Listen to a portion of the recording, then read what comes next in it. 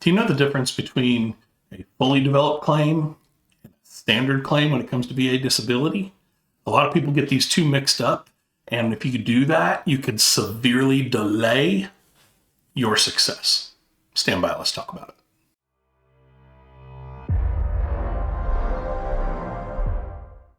All right, welcome back. Today we're talking about standard claims versus fully developed claims. And we're going to jump into this a little bit with a little bit of background. Before we do that, please, if you don't mind, like, share, subscribe, all that fun stuff that I'm supposed to stay up front to help me get you to help me get the word out to more veterans. So I appreciate that. Thanks. Hey, so let's talk about processing claims from the VA standpoint, right? Talk about the foundation. All VA disability claims are processed by the US DOV, right? The DVA, the Department of Veterans Affairs. The VA's two different processing lanes, not different standards of approval, not different standards of, anything having to do with the claim itself, just two different lanes it can go, standard or fully developed. And today we're going to talk about those just a little bit to make sure you understand them. Approval is always based on evidence, law and regulation, medical opinions, period. The claim lane affects the development, not the legal standard, okay? So it's just to get the foundation right. Same law, same rating criteria, same burden of proof, a different workflow. So let's talk real quick about what a fully developed claim is, right? A fully developed claim is actually when a veteran certifies that all relevant information is already submitted. The VA doesn't need to go back and look for anything else. The veteran's effectively saying, rate this claim with what's already there, okay? If it's a fully developed claim, typical evidence is going to be service records. It's going to be the event that happened while you were in service. It's going to be the official diagnosis. It's going to be private medical records, nexus opinions where you need them, lay statements, specifically a personal statement at a minimum. And you're going to have all of that proves without a shadow of a doubt that you've got every piece of information to make your claim come true, right? That's a fully developed claim. Most of us don't fall into that bucket for most of our claims, okay? But there are some that actually do. So you get all that information, you put it all together in one nice, neat package, and you say, hey, VA, online, I'm typing in, and I'm like, hey, this is a fully developed claim. You can choose that if it's an FDC, right? So the big thing about this is what the VA won't do. What they won't do if you have the perfect fully developed claim. They won't do a records request because you've already provided it, not a prolonged records request where they have to go to everybody on the planet. They'll do a little bit of records request. They won't send you repeated development letters of, hey, we're looking at it. Hey, we're going to do this. Hey, we're going to do that. And they have less internal back and forth within the VA about, hey, what about this? What about this? What about this? What about this? Can we consider this? Can we not consider this? Listen, if it's there, they can move a lot faster, fully developed claims, right? There's less administrative delay. There's fewer waiting periods. There's a cleaner file to help your rater help you. And that's as simple as I can put it, right? Here's some critical facts about a fully developed claim, though.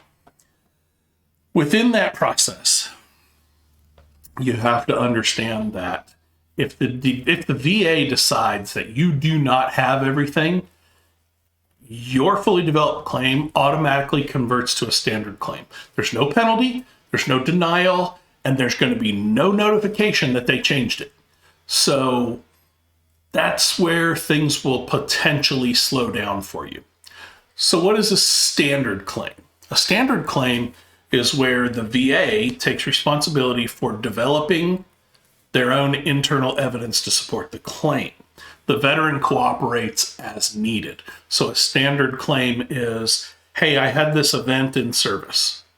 And in my medical records, it says this.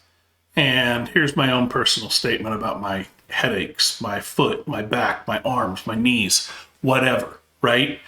There's some development work that the VA rater is going to have to go do. The VA is going to have to go pull medical records from service, going to have to go look for the event in service. You know, if you don't have everything documented up front and provide them a very neat package, they have to do some of the work. The burden lies on them at that point after you've explained everything that you can. What does the VA development usually include? It includes requesting federal records, takes time. It includes requesting private medical exams, takes time. Scheduling CMP exams, don't get me started on how much time that takes. And sending clarification letters out. And so it's going to take longer to get all those things, right? And outside agencies, they respond slower. Medical providers delay their records requests because it's not their priority. Exam scheduling can sometimes take quite a long time before you even get a call to say, hey, can we schedule you for a CMP exam? And you go, great, we can do that, but I'm in, whatever, I'm out of town, or I'm doing this or I'm doing that for the next 2 weeks. Well, 3, 4, 5 weeks later, you're getting your CMP exam. Now you got to wait for that to get back to the rater. So every step of a standard claim stops the clock. Well, pushes pause on the clock, doesn't necessarily stop it. Pushes pause on the clock, right? Most claims end up as standard claims. Like I said before, most claims go through the standard claims process. So you have to understand it's going to take time. The ones that really end up in the standard claim process most of the time, from what I have seen, have been mental health claims, secondary claims, complex medical claims where there's multiple body systems together all at one, and then claims that need a true medical opinion because your evidence didn't support enough, right? So that's the two different avenues that you can go down. So a side-by-side reality comparison between those two is that if it's a fully developed claim, your strengths are you can go faster if it's done correctly. You control the narrative. It's a cleaner evidence package and easier for the rater to actually do their job. It's ideal for straightforward conditions. Listen, you broke your leg in the service and you've had a limp ever since. It's in your service records. It documents what you were doing at the time. You have a definite, you have definite knee pain, you have neuropathy, all that stuff is defined. Veterans, if you have all that information, that's great, right? Well documented, just well documented. Some of the weaknesses, right? Some of the weaknesses of a fully developed claim is it's a very heavy upfront lift. It is quite the lift because you have to get it all, put it all in your documentation package, and then get it sent out to the rater or to the VA so the rater can take a look at it. It's easy to miss some key evidence when you're going through that process. There's no safety net if something's missing. And veterans, I'm telling you, you're going to underestimate the evidence that's needed to make it a fully developed claim. Not all of you, but I would honestly say the majority of you are going to underestimate the amount of work it takes to get that done. And you may want to just go down the standard path so that you don't get changed anyway, right? With the standard claim, it has some strengths too. The VA will help you fill those gaps. That's a strength. That means you don't have to put the time in. Somebody else can put the time in. It's better to go through a standard claim for complex conditions, secondary conditions. If you don't have any private records, definitely go through the standard because then the VA will go out and do a lot of research for you. There's a whole lot less prep required up front, like I said. But the weaknesses of the standard claim, it's going to take longer. You have less control over your own, claim. There's more uncertainty about whether or not this is full evidence or not.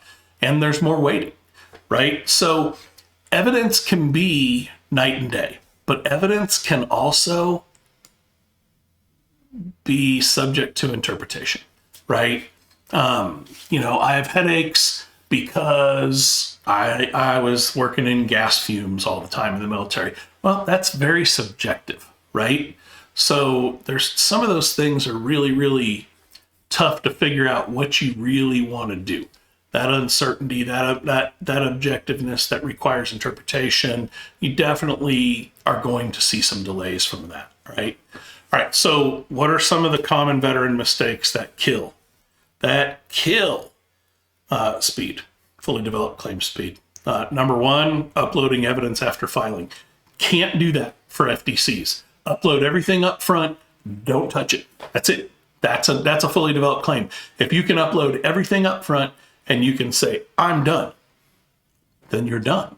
If you upload anything after your initial claim, it changes from a fully developed claim to a standard claim.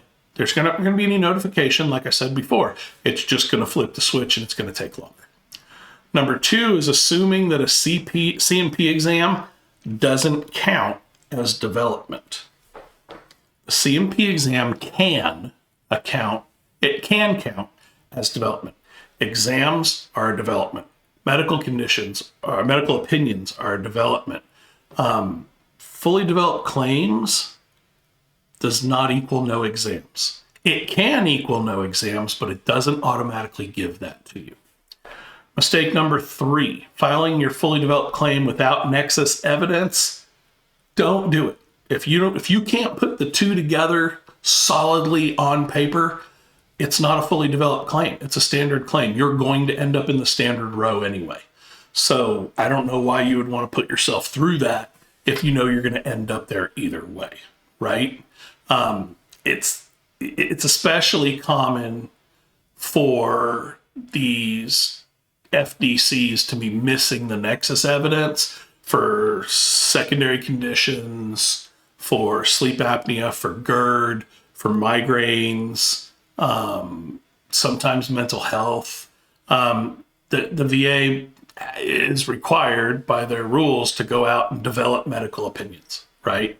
And that's through CMP exams, it's through medical records reviews, it's through all that, right? Mistake number four is rushing to go faster. Bad claims, incomplete bad claims take longer than slow claims done right, okay?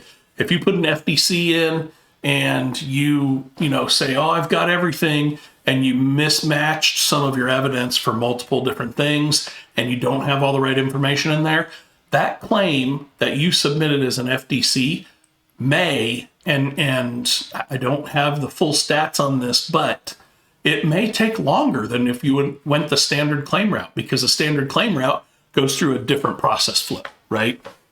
So make sure that you get everything up front or you file the standard claim. Appeals cost more time than waiting up front and making sure you have everything. So when does a fully developed claim make sense? When should I do a standard claim? Fully developed claim makes sense when your condition's already diagnosed, you have evidence that clearly links service or secondary cause, you have full records, they're complete, and there's no ambiguity in anything whatsoever. A standard claim is better when the evidence gap exists, when medical opinions are needed, when multiple conditions are intertwined, right? And when the veteran is unsure. If you're unsure that you have all of the information needed, don't put it in as a fully developed claim because it's not fully developed, right? Save the writer some time, save yourself some pain, save some missed expectations that you may have, and just roll with the standard claim timeline, right? So expectations that veterans need to hear. These are some expectations that veterans need to hear. Fully developed claim does not guarantee approval. Does not guarantee approval. It does not guarantee a higher rating. It does not guarantee that you're going to skip a medical exam or a CMP. Speed depends on complexity. It depends on the VA workload. It depends on the evidence clarity. And the VA is always going to choose accuracy over speed. And they should, quite honestly. You can't get upset about that. They want to get it right. So a little veteran to veteran truth for you. A slower, correctly filed claim beats a fast denial every single time. All right, listen, folks, read your decision letters. Use your intent to file when you're unsure. Make sure you get that effective date locked in. Build your claims intentionally with facts, not emotions. And let me know if this video gave you some really good stuff. Hey, coming up, we've got some videos on secondary conditions because I put a poll out there not too long ago, and that was the #1 thing you asked for. The second thing you asked for was going to be more and more CMP exam walkthroughs, which I'm going to schedule for later in the year, but we're going to start off with secondary conditions next week. Hey, thanks for watching. Share this with your friends. Don't forget, like, share, subscribe. Take care of each other. See ya.